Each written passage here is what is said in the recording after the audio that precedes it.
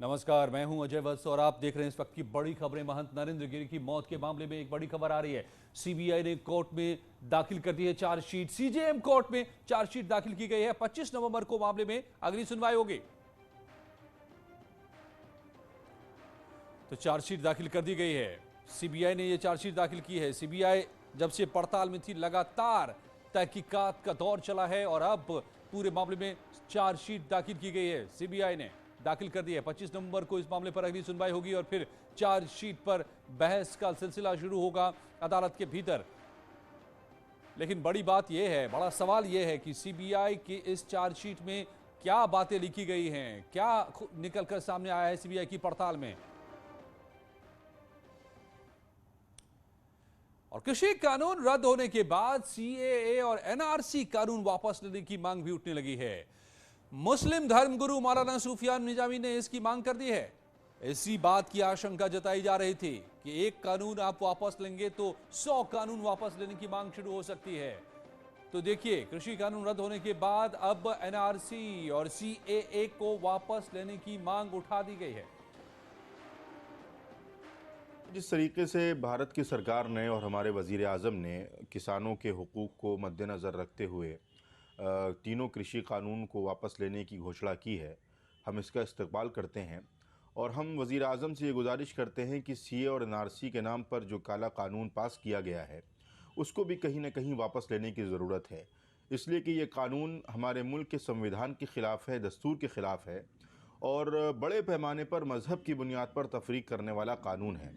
और ज़ाहिर है कि हमारे मुल्क का कॉन्स्टिट्यूशन मज़हब की बुनियाद पर किसी किस्म की तफरीक को बर्दाश्त करने की इजाज़त नहीं देता है। इसलिए ये कानून जो एक ख़ास मज़हब के मानने वालों के लिए लाया गया है, ख़ास तौर पर मुसलमानों के लिए जो लाया गया है, ये कानून को वापस लेने की ज़रूरत है। और इस तरीके के जो कानून बनेंगे, ज़ाहिर है कि वो हमारे मुल्क के कॉन्स्टिट्यूशन की खिलाफ वर्जी करेंगे। इसलिए जिस तरीके से कृषि कानून को वापस लिया गया है, सी और एनआरसी के कानून को वापस लेने की सख्त ज़रूरत है।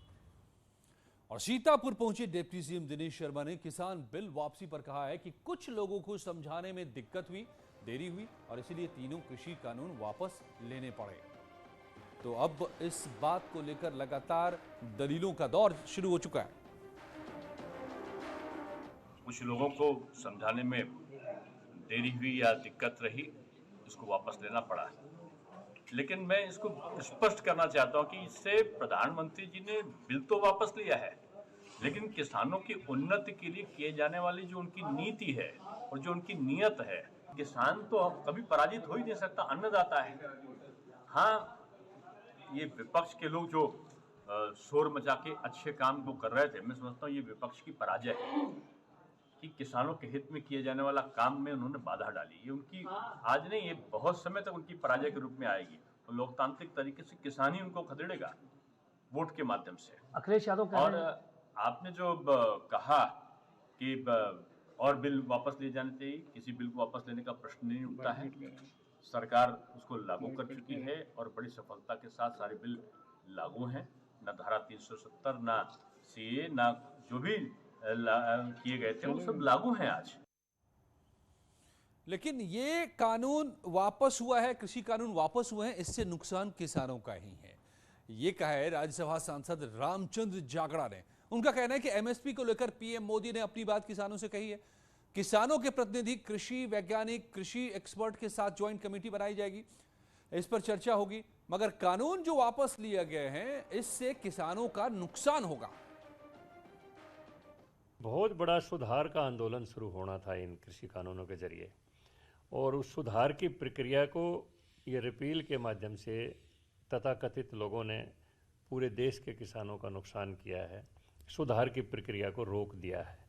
प्रधानमंत्री जी कृत संकल्प हैं, आज भी कृत संकल्प हैं कि मैं देश के किसान की आमदनी को हर हालात में दुगना करना चाहता हूँ।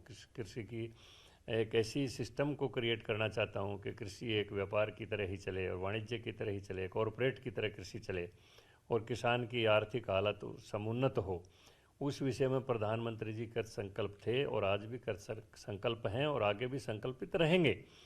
लेकिन मैं कहता हूँ ये कृषि सुधारों की प्रक्रिया के ऊपर रिपील के कारण एक रोक लग गई है और इससे आने वाले समय में किसान का ही नुकसान होने वाला है। तो कृषि कानून वापसी पर हो रही लगातार बयानबाजी पर केंद्रीय मंत्री मुख्तार अब्बास नकवी ने पलटवार किया है। उनका कहना है कि कुछ लोग अन्नदाताओं के सरोकार पर सांप्रदायिक तड़का लगाने की कोशिश कर रहे हैं। हमारे साथ बातचीत करने के लिए हैं केंद्रीय मंत्री मुख्तार अब्बास नकवी जी।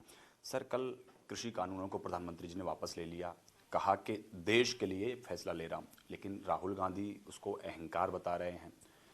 अखिलेश यादव कह रहे हैं कि हमारी जो यात्रा चल रही है उससे सरकार डर गई है। देखिए, ये लोग अन्नदाताओं के सरोकार के प्रति कितने संवेदनशील हैं, खुद उनके सियासत और उनकी सवाल इसका जवाब दे रही है। उससे भी दुख की बात यह है कि कुछ लोग अन्नदाताओं के सरोकार पर सांप्रदायिक तड़का लगाने की कोशिश कर रहे हैं। ये अनफॉर्चुनेट है, दुखद है। लेकिन सर, जैसे 3 कृषि कानून वापस हुए, उससे जो तमाम लोग नागरिकता कानून के खिलाफ जो प्रदर्शन कर रहे थे, अब वो कह रहे हैं कि इसको वापस। कहा ना कि अन्नदाताओं के सरोकार पर सांप्रदायिक तड़का लगाने की कोशिश नहीं होनी चाहिए और वो सफल नहीं होगी। सर, प्रधानमंत्री जी उत्तर प्रदेश दौरे पर हैं। उत्तर प्रदेश में लगातार वो अब कार्यक्रम कर रहे हैं। कल उन्होंने कहा कि पिछली सरकारें जो थीं, उन्होंने रिसोर्सेज को दबंगों के, गुंडों के हाथ में दे। उत्तर प्रदेश में पिछली सरकार क्या थी? क्राइम की सरकार थी, करप्शन की सरकार थी, कुशासन की सरकार थी। आज जो है न दंगा है न दबंग है। आज जो है वो ईमान, इकबाल और इंसाफ की सरकार है। और उस सरकार में मजबूती के साथ लोगों की सुरक्षा सुनिश्चित हो रही है। ये बात सही है कि जो गुंडे हैं, अराजक तत्व हैं, क्रिमिनल्स हैं, वो अपने आप को असुरक्षित महसूस कर रहे हैं, तो उनके आका भी अपने आप को असुरक्षित महसूस करेंगे। धन्यवाद हमसे बात करने के लिए। कैमरा पर्सन जगदीश प्रति के साथ पवन गौड़, नेटवर्क 18, दिल्ली। और बस्ती पहुंची केंद्रीय मंत्री वीके सिंह ने 3 कृषि कानून वापस लिए जाने पर कहा कि हमारी सरकार ने किसानों के हितों के लिए तमाम काम किए हैं। आज तक किसी सरकार ने ऐसे कानून वापस नहीं लिया। ये मोदी जी की सरकार है जिन्होंने कहा है कि ठीक है, अगर आप इस कानून को अपना फायदा नहीं इसमें समझ रहे हैं तो आइए इसे हम वापस लेते हैं। ये कानून भी बहुत किसानों के फायदे के लिए थे और खासकर छोटे किसान के फायदे के लिए, लेकिन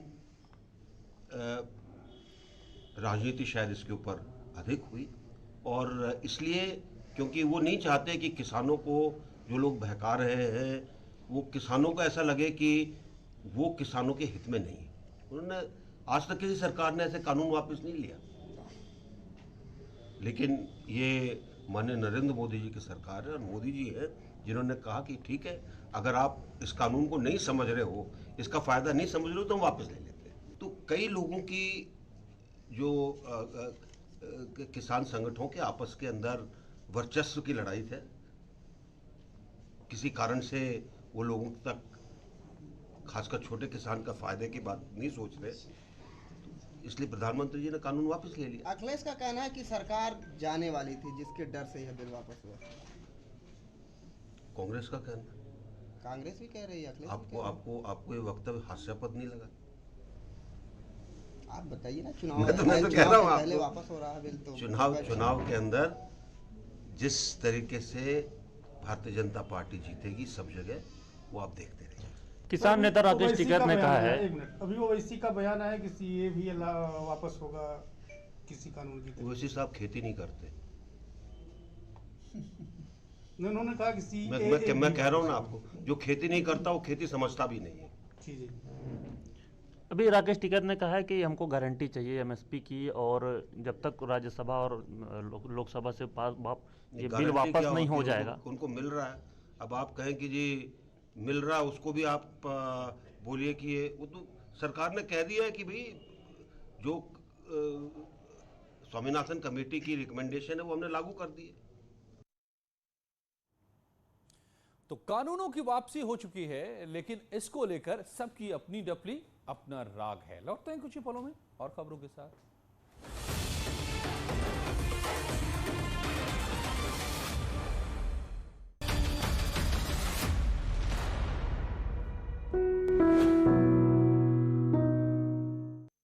वेलकम बैक।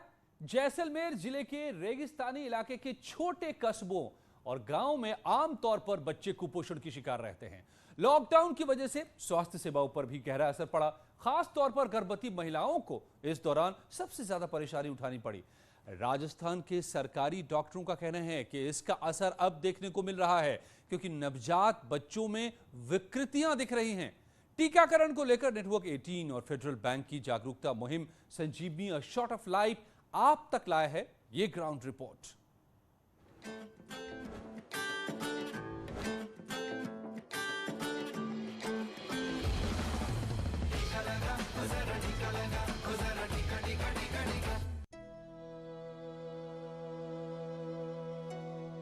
कुपोषित और कमजोर राजस्थान में जैसलमेर के स्लम इलाके के सरकारी अस्पताल में ये एक आम नजारा है। जो बच्चे हैं वो हट्टे गट्टे हैं या कमजोर है, पतले हैं, दुबले हैं? कमजोर है, बिल्कुल पतले।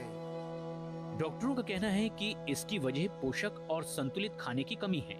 बच्चों को आप क्या सब्जी वगैरह यहाँ मिलती है, दे पाते हैं? नहीं मिलती है, बिल्कुल नहीं मिलती है। तो भाई आप 88 किलोमीटर दूर है, वो तो सब्जी वब्जी नहीं है। मेनली यहाँ पे जो ग्रीन लीफी वेजिटेबल है, हरी पत्तेदार सब्जियाँ, उनकी सप्लाई बिल्कुल ही नहीं रहती है, जिससे हमको जनरली देखने में आता है ज़्यादातर बच्चे और गर्भवती महिलाएं माल न्यूट्रिशन का शिकार रहती है, उनमें कमजोरी रहती है, आयरन की कमी हो जाती है हरी सब्जियाँ नहीं मिलने से। और जैसा कि आप देख पा रहे हैं फ्रूट्स वगैरह की यहाँ कोई सप्लाई रहती नहीं है, तो बच्चे और गर्भवती महिलाएं फ्रूट्स नहीं खाते हैं, तो माल न्यूट्रिशन कहीं ना कहीं उनमें इस क्षेत्र में इस वजह से ज़्यादा पाया जा रहा है। थार रेगिस्तान में बसे दूर दराज के गांव में गर्भवती महिलाओं के लिए लॉकडाउन के दौरान चेकअप के लिए जा पाना नामुमकिन था। डॉक्टरों ने बताया कि अब जन्म ले रहे ज्यादातर बच्चों पर इसका असर देखने को मिल रहा है। प्रेग्नेंट फीमेल को अगर कई बार प्रॉपर न्यूट्रिशन नहीं लेती हो, हर तरह का जो उसको रिक्वायरमेंट उनको अगर सफिशिएंट नहीं मिल पाती, तो बच्चा कई बार मेंटली रिटार्डेड हो जाता है। तो ऐसे 2-3 केस देखने को मिले हैं। हमारा प्रयास वैसे 100% ANC कवर करने का रहता है, लेकिन कोरोना काल में कई बार महिलाएं विजिट नहीं कर पाई हॉस्पिटल, और कहीं वो आउट ऑफ रीच रह गई, जिनकी वजह से कुछ ऐसी समस्याएं आई है। लेकिन शुक्र है कि अब स्वास्थ्य सुविधाएं पहले की तरह सामान्य तरीके से चल रही हैं।